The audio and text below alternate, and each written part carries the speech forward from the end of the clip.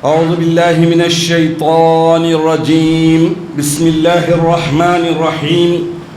نحمد الله تبارك وتعالى ونصلي على رسوله الكريم والمهدي الموعود عليه الصلاة والتسليم وعلى آلهما وأصحابهما أجمعين. أما بعد، فقال الله سبحانه وتعالى في القرآن المجيد والفرقان الحميد. بسم الله الرحمن الرحيم. وَلَقَدْ يَسَّرْنَا الْقُرْآنَ لِلذِّكْرِ فَهَلْ مِن مُدَّكِرٍ. صدق اللہ العظیم. سورہ قمر آیت نمبر 17. تلاوت کردہ آیت شریفہ کے معنی یہ ہیں کہ اور بے شک ہم نے قرآن مجید کو نصیحت حاصل کرنے والوں کے لیے آسان کر دیا ہے. پس کیا کوئی ہے نصیحت حاصل کرنے والا؟ معزز سامعین، دنیا میں مسلمان واحد قوم ہے جن کے پاس اللہ تعالیٰ نے ایک بہترین دستور حیات، مکمل دستور حیات، وہ مینیفیسٹو جو انسان کو اس دنیا کی مختصر سی زندگی اور آخرت کی دائمی زندگی ہر دو جگہ کے رولز اور ریگولیشنز جس میں مکمل طور پر کھلم کھلا بیان کیے گئے ہیں عطا کیا ہے.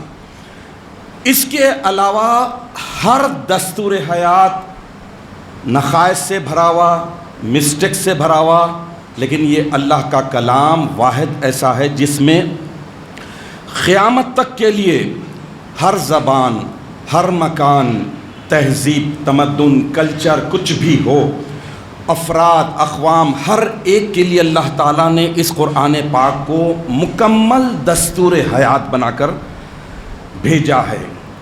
اور یہ ایسا دستور حیات ہے کہ اس میں بیان کردہ رولز اور ریگولیشنز دستور کو جو اللہ تعالیٰ نے قوانین بیان کیے ہیں، جو اوامر ہیں، نواہی ہیں، یعنی وہ احکامات جن پر عمل کرنے کا حکم دیا گیا ہے، وہ سارے آرڈرز، اور جن سے روکا گیا ہے وہ سارے آرڈرز ایسے ہیں جو جس پر عمل کرنے کے بعد ہی ایک بندہ دنیا اور آخرت ہر دو جگہ کامیاب اور کامران ہوتا ہے. عزیزان محترم، الفاظ کی جدت ہو، معنی کی وسعت، فصاحت کا کمال یا بلاغت کا جمال، قرآن مجید بے مثال ہے. اللہ تبارک و تعالی ہر طریقے سے اس کو اپ ٹو ڈیٹ بنا کر بھیجا ہے. 1450 سال سے یہ قرآن حکیم انسانوں کی رہبری کر رہا ہے، قیامت تک کرے گا. خود بخود آنے والی ہر نسل کے لیے یہ لیٹسٹ ہو جاتا ہے، اپ ٹو ڈیٹ ہو جاتا ہے. کسی قسم کی اس میں پرانا پن یا نہ سمجھنے والی بات نہیں ہے، جیسا کہ میں نے آیت شریفہ خود بتا دیا ہے. اور یہ واحد دستور حیات ہے جو دنیا کا واحد ہے کہ اس دستور حیات یعنی قرآن مجید کے نسخے، کتابیں اگر آپ کہیں بھی دیکھ لو دنیا بھر میں ایک جیسے، نقطے کا فرق نہیں، صرف طرز تحریر بدلی ہوگی کہ فاؤنٹ یہاں کا کچھ ہے، ایشیا کا، سعودی کا کچھ ہے، کسی کا کچھ، لیکن ایک نقطے کا فرق نہیں ہے. پورے دنیا بھر میں اگر قرآن مجید کو دیکھ لے تو ایک جیسے. اور قرآن مجید ہی وہ واحد دستور حیات ہے جس میں تمام علوم کو، تمام جتنے علم ہے وہ سارے کے سارے اس میں ایک جگہ کر دیے گئے ہیں. سارے علوم کا منبع ہے، ماخذ ہے، اسی سے سارے علم نکلے ہیں. سائنس بھی لے رہی ہے تو قرآن سے لے رہے ہیں. جتنے علم ہیں دنیا میں وہ سارے کے سارے قرآن سے لیے جاتے ہیں.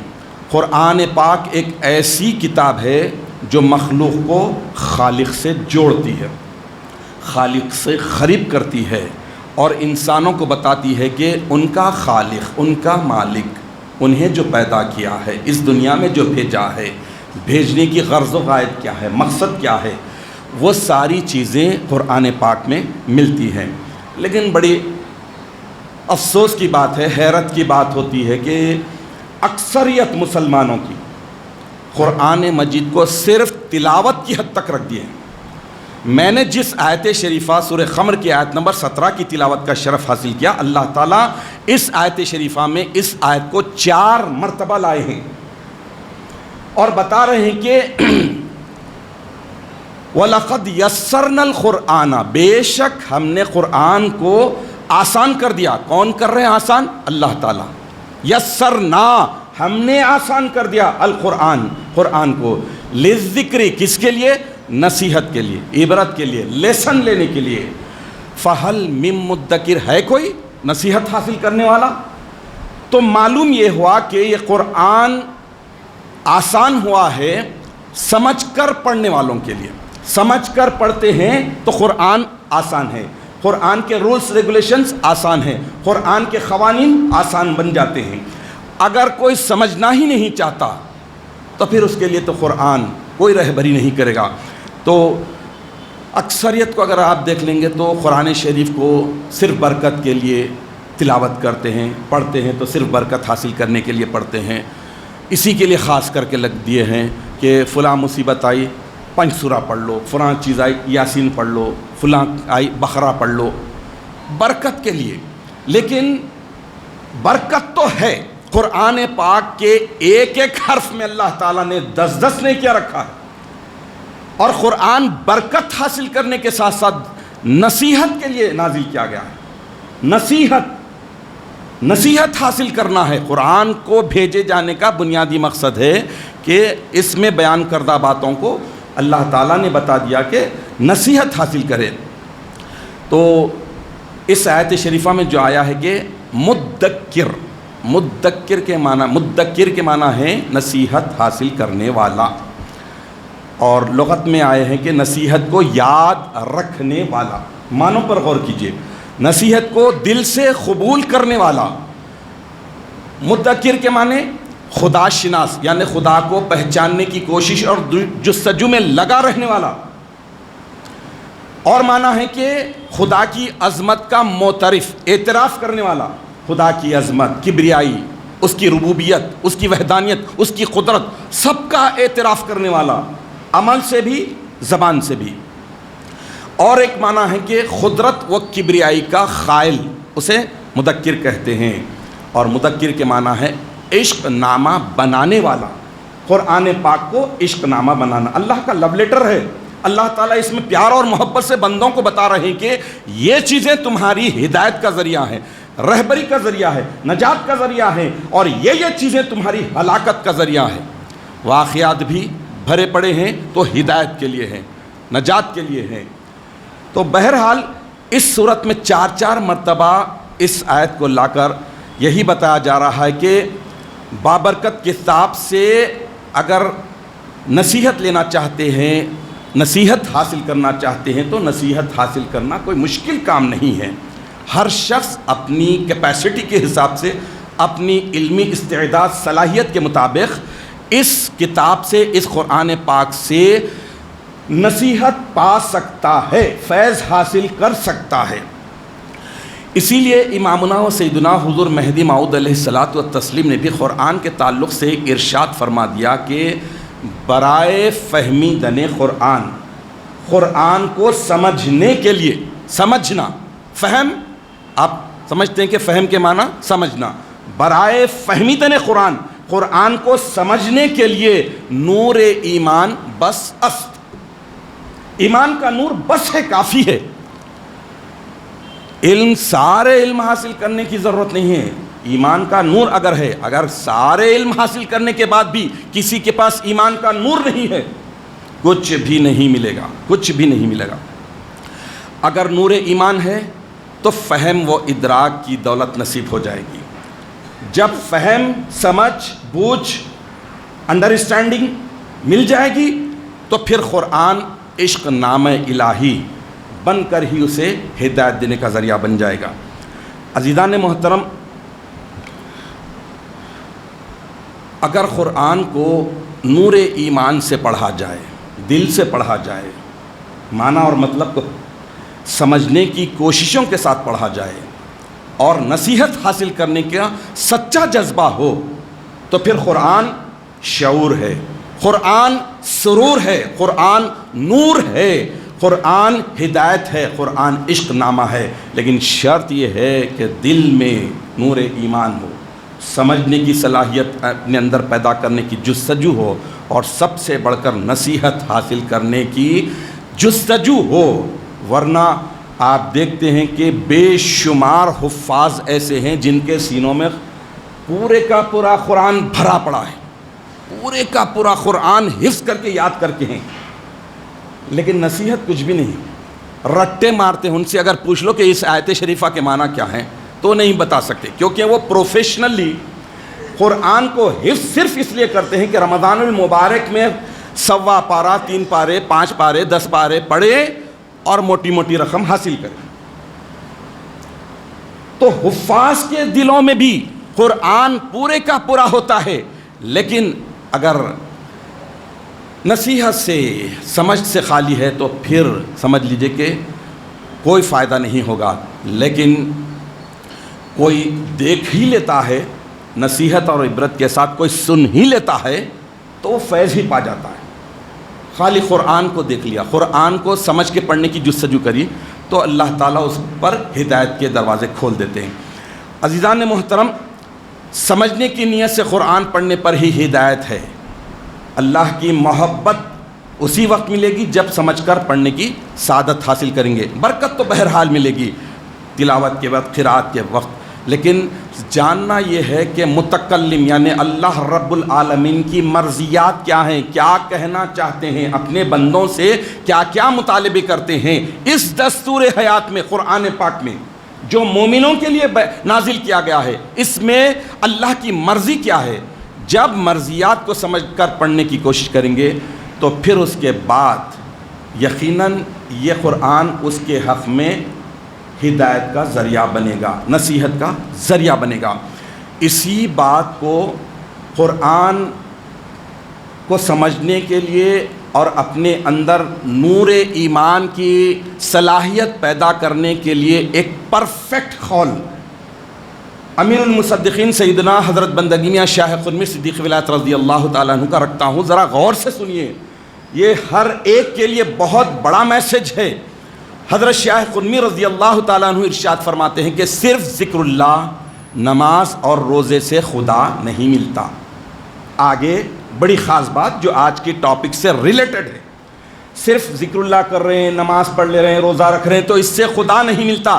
آگے جو فرما رہے ہیں وہ بڑی خاص بات ہے کہ بلکہ اس کے ساتھ ساتھ وہ تمام عمل صالح کرنا چاہیے، وہ سارے نیک کام کرنا چاہیے جو قرآن مجید میں مذکور ہوئے ہیں، قرآن مجید میں ذکر کیے گئے ہیں، اور جن کی تعمیل، جن پر عمل کرنا مومنوں کی خصوصیت اور کوالٹی بتائی گئی ہے۔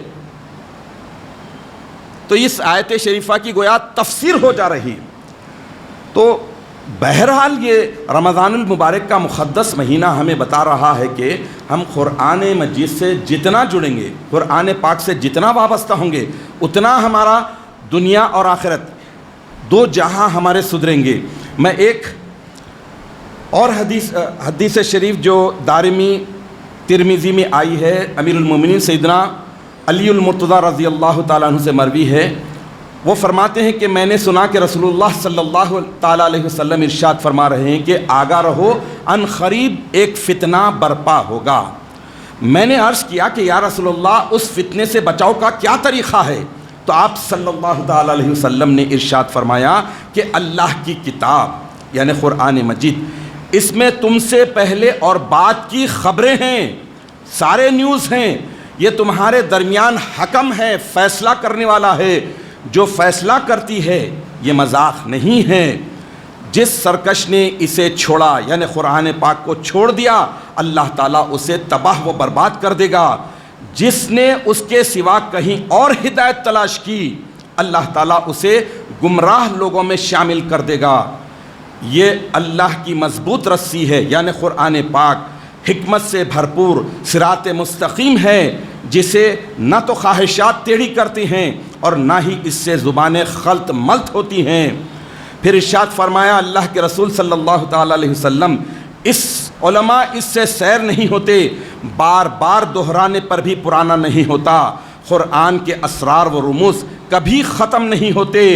جنات نے اسے سن کر بلا توقف کہا کہ انا سمعنا قرآنا عجبا یہدی الی الرشد فآمنا بہ، یعنی بے شک ہم نے ایک عجیب قرآن سنا ہے جو ہدایت کی راہ دکھاتا ہے، سو ہم اس پر ایمان لے آئے، جنات ایمان لائے۔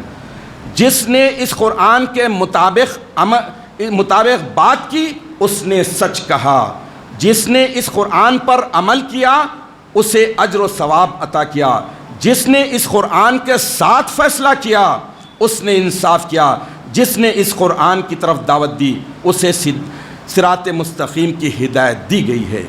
تو اس طرح قرآن کی عظمت کے تعلق سے یہ چند احادیث فرامین آپ کے سامنے رکھنے کے ساتھ ساتھ ایک اور آیت شریفہ آخر میں رکھ دیتا ہوں جو سورہ بنی اسرائیل کی آیت نمبر 89 ہے۔ اس میں اللہ تبارک و تعالیٰ اور کھلے انداز میں ارشاد فرما رہے ہیں کہ وَلَقَدْ صَرَّفْنَا لِلنَّاسِ فِي هَذَا الْقُرْآنِ مِنْ كُلِّ مَثَلٍ، بے شک ہم نے لوگوں کے لیے اس قرآن پاک میں ہر مثال کے ذریعے ساری چیزوں کو بیان کر دیا ہے، ساری چیزوں کو پیش کر دیا ہے، مثالوں کے ذریعے، کوئی مثالوں کے ذریعے بات سمجھا دی گئی ہے۔ اب کوئی ہیلے بہانے نہیں چلنے والے کہ ہر مثال کے ذریعے اللہ تعالیٰ نے اپنی وحدانیت، اپنی قدرت، اپنی ربوبیت ساری چیزوں کو بتا دیا ہے۔ تو الغرض رمضان المبارک کا یہ مقدس مہینہ ہمیں بتا رہا ہے، ہمیں جھنجھوڑ رہا ہے کہ دیکھو اللہ تعالیٰ خود ارشاد فرما دیے کہ میں نے اس قرآن کو تمہارے لیے آسان کر دیا ہے کوئی ہدایت لینے والا، ہے کوئی نصیحت لینے والا؟ تو اگر ہم نصیحت لیں گے تو ہی پھر دنیا اور آخرت کی کامیابی ملے گی۔ اگر نصیحت سے منہ پھیریں گے، اللہ تعالیٰ ذرے ذرے میں نصیحت رکھا ہے، ایک گناہ گار میں بھی اللہ تعالیٰ نے نصیحت رکھا ہے۔ اگر نصیحت والی آنکھیں ہوں تو اس گناہ گار کو دیکھ کر گناہوں سے پناہ مانگیں گے، اور وہ گناہ گار جس گناہ میں مبتلا ہے اس سے بچنے کی اپنے اندر صلاحیت اور کیپیسٹی پیدا کریں گے۔ اگر نیکوکار کو دیکھیں گے، اچھے انسان کو دیکھیں گے، اس میں بھی نصیحت ہے، اس میں بھی عبرت ہے کہ ہائے میں اس نیکوکار کی طرح نہیں ہوں، کاش میں بھی اللہ کی توفیق مل جائے تو پھر اس کے بعد اس نیکوکار کی طرح میں بھی نیکیاں کرنے لگوں۔ تو اللہ تعالیٰ نے ذرے ذرے میں نصیحت رکھی ہے، عبرت رکھی ہے۔ تو بہرحال اللہ تعالیٰ سے آخر میں دعا یہی ہے کہ الہ العالمین تو ہمیں اس بات کی توفیق عطا فرما کہ ہم جس طرح نعرہ لگاتے ہیں کہ القرآن والمہدی امامنا، تو اس قرآن کو ہم واقعی امام، مرشد اور ہادی مانتے ہوئے، رہبر مانتے ہوئے قرآنی تعلیمات پر حتی المقدور عمل کرنے کی سعادت حاصل کریں، نصیحت حاصل کریں، تاکہ دنیا اور آخرت ہر دو جگہ کامیاب اور کامران ہو جائے۔ آمین یا رب العالمین۔ وآخر دعوانا ان الحمد للہ رب العالمین۔